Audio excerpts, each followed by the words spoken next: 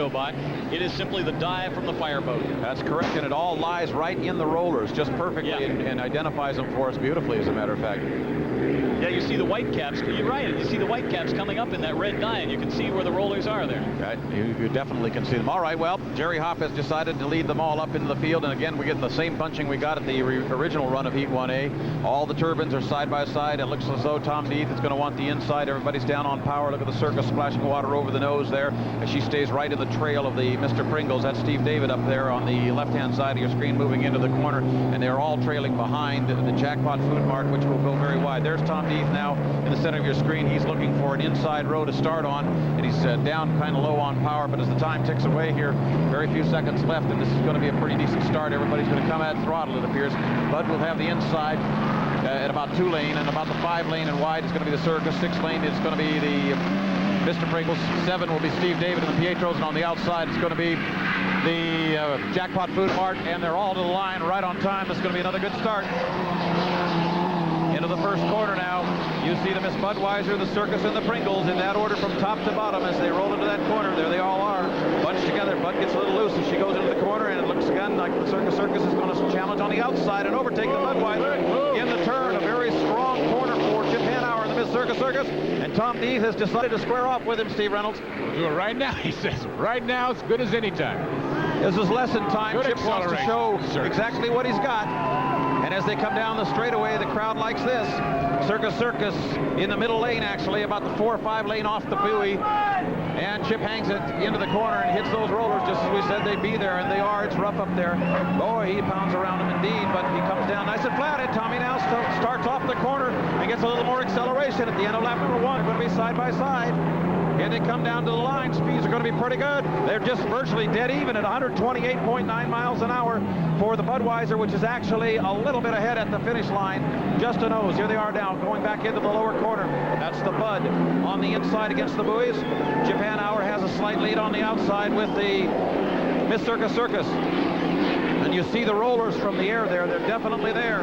All right, Budweiser pounding a bit on the roller traffic from inside. That north wind pushes the water right back in front of the Budweiser. The track is bumpy. And down the back chute, this Circus is riding wide, maintaining a pretty reasonably smooth ride down the chute. But the Budweiser Sear pounds with the sponsons, taking water clear up to the nose.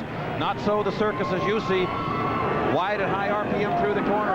And now Tommy will keep his foot on it as much as he can through the corner, but he's having a rough ride through the turn, and Chip will close the door on him. There he comes down in lap number 2. Chip Hanauer and the Circus has things under control, and it looks like Tom Neath may be satisfied to just sit back now, Steve. So,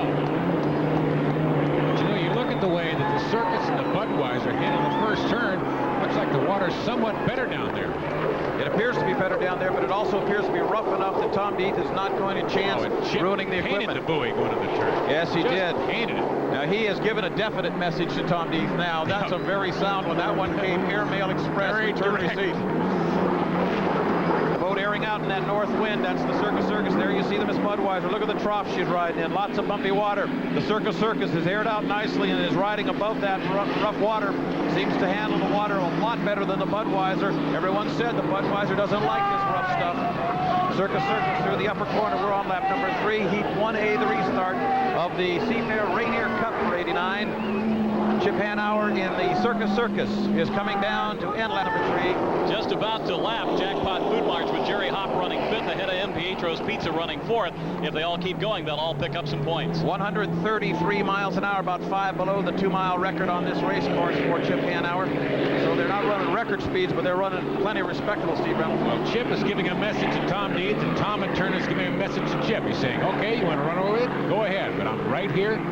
It's a long day. I'll be here when next team. Now there's the Jackpot Food Mart going dead in the water, and you can see the mountains of water all around them. Lots of rough water in that lower corner there on the inside of the course. Meanwhile, this boat, Chip Hanauer's Miss Circus, has got things under control nicely up the straightaway now, about 1,000 feet ahead of the Miss Budweiser as he enters the north turn. The Budweiser now is about halfway up the chute. And the Miss Circus is having a nice ride out there. Despite the rough water, Chip has to be happy with the handling characteristics of his Pink Lady. Mike, tell me about Scotty Pierce and the Pringles. Just laying back simply. He's laying back. Ahead. Yes, he let these two guys go. He has no problems out there. He's doing just what he said he'd do. He's being conservative. He pulled him into the corner. The water was too rough. He figured, not me, not this time, not this time.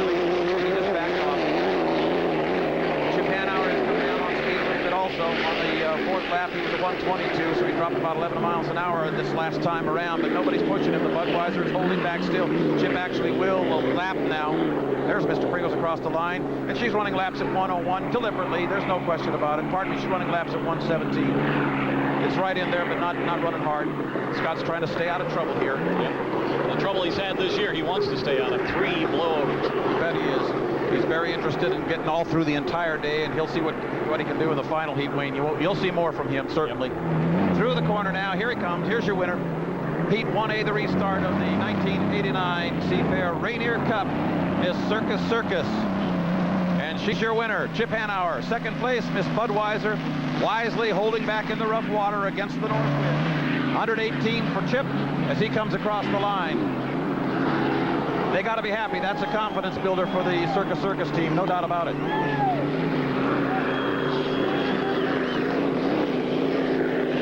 Budweiser came across the line also at the end of lap number 5 with a 119-mile-an-hour run, and of course, Tom Deeds pretty clearly had figured, okay, one strong one in this slop is enough. One lap, that's enough. And it's got to take a Chip, it's yours. That's got to make that crew happy. Clay Johnson and the guys at Pietro's Pizza, they put Band-Aids and chewing gum on that sponson, and Steve stakes it out there, and if he can get another 3/4 of a lap in, he'll finish 4th for 169 points, and who knows, maybe that'll get him in the show with more in the second. Yep, and I think that he definitely can as the Budweiser cools off and Steve drove by. There's Chip Hanauer. He delivered a real important message expressed to Tom Deeth, and that is the boat has it tape. Mike, right there, the Pietro's crew wants to get a videotape as the Pietro's boat goes buzzing by the Budweiser, but we know why. The Bud is already completed. Pietro's is coming around for his final lap. Yeah, but that still ought to be worth a couple of grand, though, in the see? In the new package. That's it, see? The PR people will have that on videotape. They'll say, look, the day we passed the Bud. Now there's nothing to make that final heat. Let's go to Chip with that Circus hat on. And Chip, congratulations, 400 points in the Circus camp. Probably not a ride in the park, but certainly either something was wrong with the Bud or Circus was running very well, or both, because you walked away with it. I think what it was is Budweiser knows that they don't have to win elimination heats. Tommy's really not in the national championship race, and the boat's kind of got that cinched up. So I think it was kind of a gift, to be honest with you. Well, let's talk about your boat then. How did you run? How was the handling, and how was it out there on the backstretch, looking like a few rollers out there? Yeah, you know, it's Seattle, and we've got, 5,000 boats out there, and they're all moving around, and it makes it rough. But you come here knowing it's going to be rough, and this is an old boat, and it doesn't handle real good. It's a little bit like driving a school bus, but we'll just see what happens. Wish I'd have been in a school bus like that when I was a kid. Confidence builder, though, for this team, certainly, to get out front and stay out there. Well, what it does is 400 points makes it look really good about getting into the final. And we've had 2 really bad weeks. I crashed and destroyed 1 boat in Syracuse. Then we went to Tri-Cities. We lost 2 rudders. Scared the hell out of myself. So our big goal is to be able to back the boat into the shop at the end of the day in one piece. So we're just going to go 1 heat at a time and not really try and tempt fate too bad. Chip, congratulations. First heat out of the way. We'll see what happens second time around. I have to say hello to my grandmother and that I love her. I got to get that. You got it in, and we all say that. Okay. Chip, thank you. Thank you, Steve. Wayne? Thank you, Steve. All right, you come on a pit tour on a Friday, Saturday, or Sunday. Ron Callan reports in. Ron? All right, Tom Deeth driving this, but second place, 300 points. How rough was it out there? It was pretty rough. Chip drove a great race. I mean, he just flat beat me. There's nothing I could do. I gave it my best shot, so we're going to make some changes on the boat and see if we can't get the Budweiser a little bit faster for the next heat. All right, it seemed like you were going neck and neck, and then did you just pull back and decide to let him have it? Or what was No, I tried the whole heat, but I couldn't run with him. He was fast. He's got a good setup for that water, and he's got the experience, you know, so it's tough to compete. He's a great driver. Yeah, what kind of changes do you anticipate making? Well, we're going to try a different motor and a different propeller combination, something that maybe will work a little bit better for me. All right, Tom Deeth driving the Miss Bed, second place, 300 points in Heat 1A. Let's go to Wayne Cody. Right here in the Northwest, Mr. Chip Hanauer, driver of the Circus. And to present the award, let's give a big round of applause. And to present the award is the general manager of Eagle Snacks of Puget Sound, Earl and Michelle Darling. Chip, on behalf of Eagle Snacks, would like to present you with this award as the winner of Heat 1A. Thank you very much. Hi, Willie. I'd rather have some honey roasted peanuts than a plaque, though. Okay. Thank you very much. Chip not only knows his product, but he knows the products from the Eagle Snacks folks. Very nicely done. Chip Hanauer, winner of 1A. Do I understand that Steve Rabel has an interview? Stephen? Wayne, you understand it correctly. Scotty Pierce here watching as they lower the Jiff Presents Mr. Pringles back onto the trailer. Scotty, did you do what you said you were going to do out here? Did you stay out of trouble, stay outside wide, and just get used to that boat again? Well, I came back in the Mr. Pringles, which is a big step forward for Scott Pierce.